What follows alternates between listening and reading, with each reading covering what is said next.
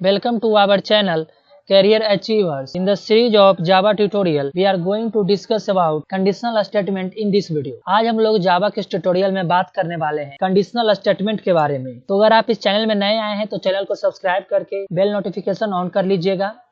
अब हम आगे बढ़ते हैं, कंडीशनल स्टेटमेंट के बारे में देखेंगे। कंडीशनल स्टेटमेंट के बारे में अभी हम आपको कंडीशनल स्टेटमेंट का एक थ्योरेटिकल फॉर्म दिखाएंगे, जिसमें कंडीशनल स्टेटमेंट को कितने पार्ट्स में डिवाइड किया गया है और वो सब जो कंडीशनल स्टेटमेंट के जो पार्ट्स हैं उनको कितने पार्ट में डिवाइड किया गया है वो आपको दिखाएंगे।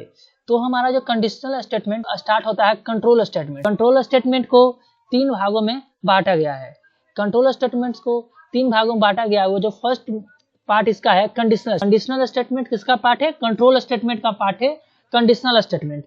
तो कंडीशनल स्टेटमेंट कंट्रोल स्टेटमेंट का पार्ट है।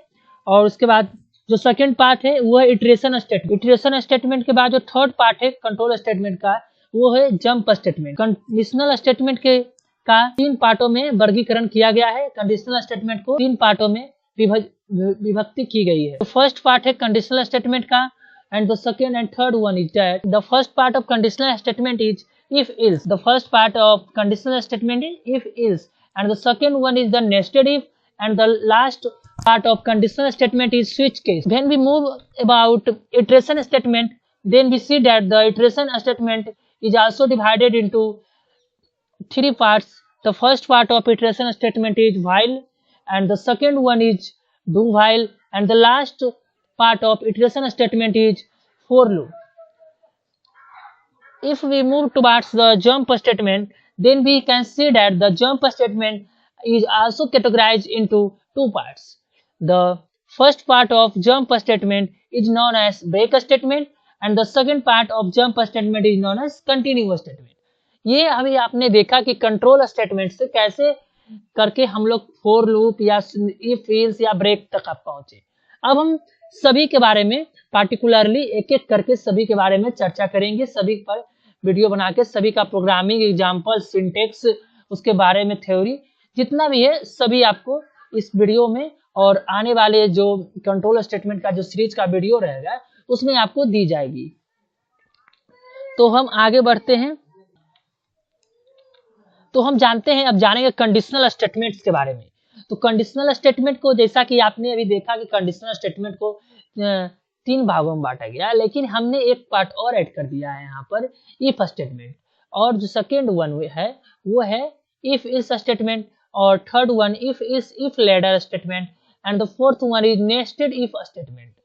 तो कंडीशनल स्टेटमेंट के जो आप 4 पार्ट्स देख रहे हैं उन पर एक लंबा वीडियो बन सकता है। अगर एक वीडियो में हम आपको पूरा कंडीशनल स्टेटमेंट के बारे में चर्चा करें तो एक लंबा वीडियो हो जाएगा, इसलिए शॉर्ट वो पार्ट बाय पार्ट इफ अभी इस वीडियो में हम केवल इफ के बारे में आपको बताएंगे, और जो सीरीज वाला वीडियो होगा कंडीशनल स्टेटमेंट में उसमें आपको सभी जो कंडीशनल स्टेटमेंट है उसके बारे में जानकारी दी जाएगी।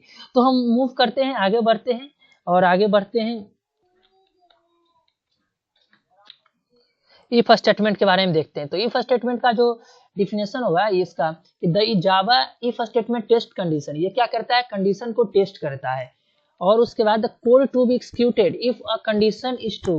कोड क्या होगा? एक्सिक्यूट होगा। कब एक्सिक्यूट होगा? जब कंडीशन ट्रू होगा तो जो कोड होगा वो एक्सिक्यूट होगा। एक्सिक्यूट मीन्स जो उसका में जो उसके बाद जो लिखा हुआ है वो प्रिंट होगा या वो टास्क जो है वो परफॉर्म होगा। अब हम इसका सिंटेक्स देखेंगे। इफ स्टेटमेंट का क्या सिंटेक्स होता है वो देखेंगे। तो इफ स्टेटमेंट का सिंटेक्स होगा क्या कि इफ कंडीशन, इफ के बाद क्या रहेगा? कंडीशन। जो भी आपको कंडीशन पुट करना है आप कंडीशन लगा सकते हैं। आपको जो इच्छा अनुसार जो भी कंडीशन स्टेटमेंट में लगाना है वो लगाकर उसके बाद कोड लिखना है कि क्या आपको प्रिंट कराना है वो वहां पर कोड आप लिख देंगे। इफ कंडीशन के लिखने के बाद आप कोड लिख देंगे, उसके बाद ब्रैकेट जो है बंद हो जाएगा। तो अब हम आगे बढ़ते हैं डायग्रामेटिकल व्यू द्वारा आपको इफ स्टेटमेंट का जो भी कंडीशन होता है, जो भी ओवरव्यू होता है उसको हम एक डायग्रामेटिकल व्यू से आपको बताएंगे कि इफ स्टेटमेंट में क्या डायग्रामेटिकल व्यू से क्या उसका कंडीशन अप्लाई होगा, क्या उसका कंडीशन है। तो पहला जो होगा कि कंडीशन, कोई भी कंडीशन होता है इफ स्टेटमेंट में आपने देखा कि कंडीशन होता है। कंडीशन के बाद हम जो हमारा इफ कोड होगा वो होगा, और अगर कब होगा कंडीशन अगर हमारा ट्रू रहेगा तो हमारा जो इफ कोड है वो रन करेगा। अगर ट्रू नहीं रहेगा तो, अगर ट्रू नहीं है, अगर हमारा कंडीशन फॉल्स हो गया तो क्या करेंगे, जब हमारा कंडीशन फॉल्स हो जाएगा तो जो आफ्टर इफ का जो स्टेटमेंट है, आफ्टर इफ जो है वो रन करेगा। तो अगर कंडीशन फॉल्स हो जाएगा, अगर हमारा कंडीशन ट्रू होगा तो इफ कोड रन करेगा। अगर कंडीशन फॉल्स हो गया तो क्या करेंगे, अगर हमारा कंडीशन फॉल्स हो जाएगा तो आफ्टर इफ जो है, इफ के बाद, इफ कोड के बाद जो भी हम लिखेंगे वो रन करेगा। तो ये हमने देखा। अब हम आपको एक बताएंगे डायग्रामेटिकल व्यू, तो हमने आपको दिखाया, हेरिस्टिकल व्यू दिखाया। अब हम आपको प्रोग्राम के थ्रू दिखाएंगे कि प्रोग्राम का जो सिंटेक्स हमने बताया अभी, उसमें क्या होता है, क्या क्या होगा, नहीं होगा, क्या ट्रू होगा तो सिंटेक्स होगा, फॉल्स होगा तो कैसे प्रोग्राम रन करता है, उसके बारे में बताएंगे आपको। कि कंडीशन अगर ट्रू है तो हम एक नंबर ले लेते हैं, इंट नंबर इज 7। ओके,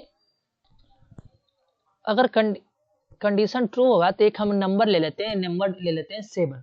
तो एक नंबर हमने 7 लिया और कंडीशन दिया कि नंबर क्या होना चाहिए, ग्रेटर होना चाहिए। क्या चीज से ग्रेटर होना चाहिए, 0 से। तो अगर नंबर ग्रेटर रहेगा तो हमारा कोड एग्जीक्यूट होगा। अगर नहीं नंबर ग्रेटर रहा तो जो इफ के बाद जो कंडीशन हमारा है वो एग्जीक्यूट होगा। तो जैसा कि आपने देख रहे हैं कि 7 क्या है, ग्रेटर है 0 से, तो कहाँ क्या एग्जीक्यूट होगा, इफ के बाद जो कंडीशन है वो एग्जीक्यूट हो जाएगा। अब हम आपको एक कंडीशन लेते हैं कि कंडीशन अगर हमारा फॉल्स हो जाएगा तो क्या होगा। तो एक नंबर 7 लेते हैं और उसमें कंडीशन अप्लाई करते हैं कि 7 क्या होना चाहिए, लेस होना चाहिए, किससे, 0 से। तो 7 तो लेस है नहीं 0 से। तो हम क्या करते हैं कि जब हम कोड देखते हैं, जब हम प्रोग्राम रन करेंगे तो क्या होगा कि कौन सा प्रोग्राम रन कर जाएगा, कौन सा कंडीशन रन करेगा, आफ्टर इफ के बाद जो आफ्टर इफ जो कंडीशन है वो रन करेगा। तो आपने देखा कि कैसे प्रोग्राम रन करता है। अब हम आपको इसको आईडी में दिखाएंगे कि नेटबीन्स के आईडी में दिखाएंगे। तो एक एग्जांपल के रूप में, एक एग्जांपल लेके आपको इफ स्टेटमेंट का एक प्रोग्राम करके दिखा। तो आप देख रहे हैं हमने क्लास एक बना कर रखे हैं, क्लास बना लिया है और पब्लिक स्टैटिक है तो सही प्रोग्राम में रहेगा। उसके बाद हम यहाँ पर एक नंबर, पहले क्या करेंगे, एक नंबर को हम एक डिक्लेयर करते हैं। हम ले लेते हैं एक number int age equal to 25। Okay, एक हम नंबर ले लेते हैं इंट एज इक्वल टू 25। उसके बाद हम यहाँ पर कंडीशन अप्लाई करेंगे कि भाई कंडीशन मेरा क्या होना चाहिए, इफ हम अब कंडीशन लेंगे कि इफ एज क्या होना चाहिए, ग्रेटर होना चाहिए। किससे ग्रेटर होगा, 18 से ग्रेटर अगर हमारा एज होगा तो क्या लिख देंगे कि तो हमको क्या होना चाहिए, तो प्रिंट कर दीजिए। क्या प्रिंट कर दीजिए, उसके बाद क्या प्रिंट होगा, अगर हमारा एज 18 से ग्रेटर रहेगा तो प्रिंट कर दीजिए कि you are eligible to vote, you are eligible to vote.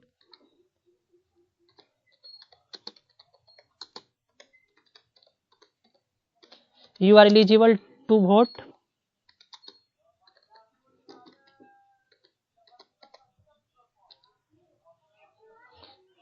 अगर हमारा एज 18 से एबव है तो हम क्या हैं, एलिजिबल टू वोट हैं।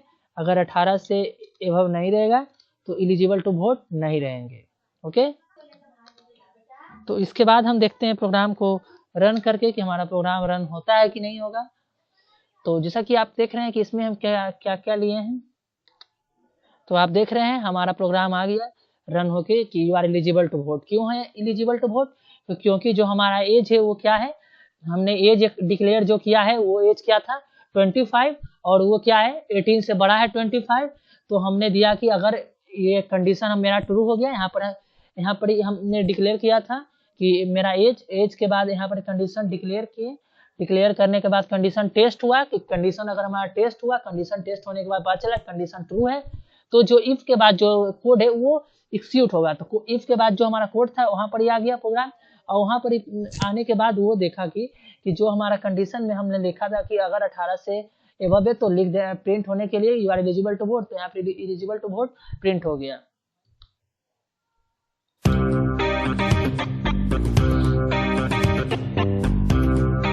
अगर वीडियो अच्छा लगे तो लाइक, सब्सक्राइब और शेयर जरूर करेंगे। अगर आपको कोई भी डाउट्स, कोई भी कमेंट्स हो तो नीचे कमेंट बॉक्स में अपना डाउट्स और कमेंट जरूर बताएं।